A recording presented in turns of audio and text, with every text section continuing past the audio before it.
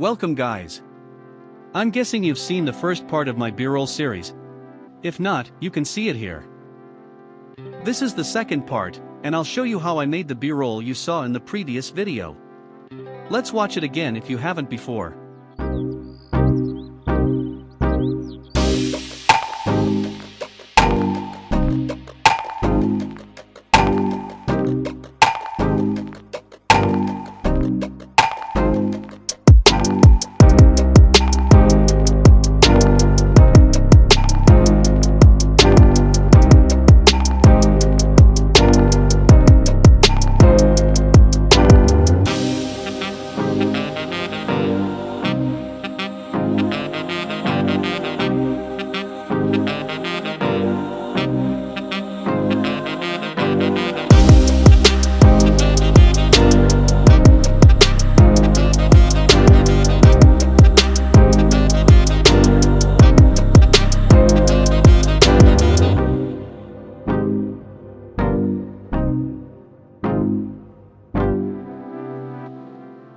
So I made this B-roll specifically for this video, and to demonstrate how to make fantastic cinematic B-rolls.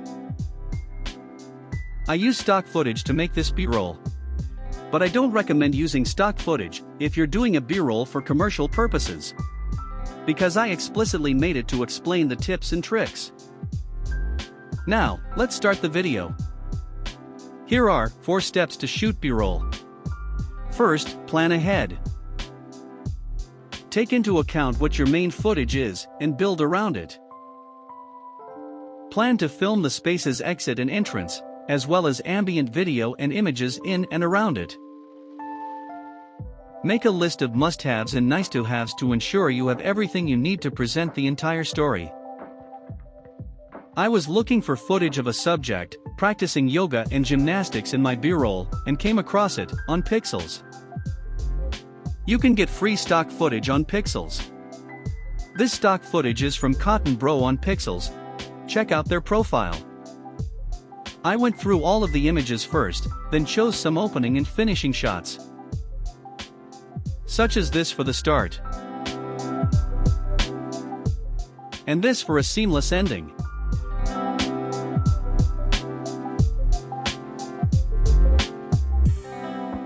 If you are shooting for the film, you might only get a few minutes to get good B-roll footage, so you should scout the location ahead of time to plan exactly how you'll get the alternative footage you want. You also will have an idea of what special equipment you may need, especially if a location is dark or a small space. Finally, you'll be ready to capture the most engaging and colorful shots that on the day of filming, which will make your video more captivating.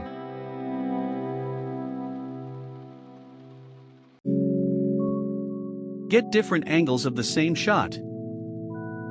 Plan to get a variety of shots of the same thing, both with and without your subject.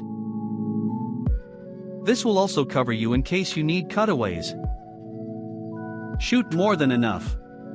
Throughout the shooting of your film, plan to collect a bank of images that don't necessarily fall strictly under your scheduled shot list. Every film needs breathing space, and in the editing room, you may discover the need to show the passage of time, evoke a space, or simply transition between locations. Just like I downloaded many shots but used only few. When it comes to B-roll footage, make sure you play around with a few different angles to give yourself enough variety. Let's see some essential camera angles to experiment with. A wide shot is often an establishing shot. This would show your subject in a situation. Wide-angle shots help place the viewer firmly in your scene. You can see my opening, which introduces the audience to the yoga room. After that, we move forward with a medium shot, also called as waist shot. When your subject is speaking or in action, for instance, go for a medium shot to balance the visual. Here in my B-roll, majority of shots are medium shots showing the activity. Think of the close-up as the shot that shows the details. Close-ups help reveal character both by offering intimacy and by highlighting nuances that may otherwise be missed. I have used a few close-ups, but in a very interesting manner. Look at my end scene. And last, the Ken Burns effect. If you are shooting B-roll footage of archival material like photographs, documents, then try this signature Ken Burns effect, which is achieved by shooting close-ups, pans, and tilts. So, guys, what do you think? Did you learn something new from this video? If yes, then subscribe. Let me know in the comments section if you want a separate video on the Ken Burn effect. Till then, see you in the next video.